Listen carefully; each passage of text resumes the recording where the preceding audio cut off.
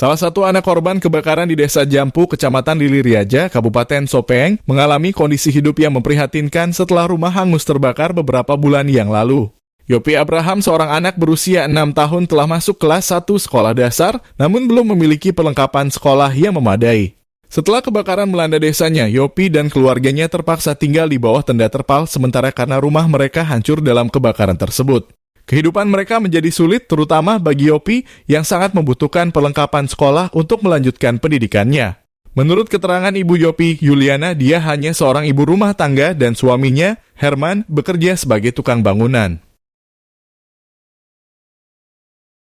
Pekerjaan sehari-hari saya hanya ibu rumah tangga dan pekerjaan suami saya buruh bangunan.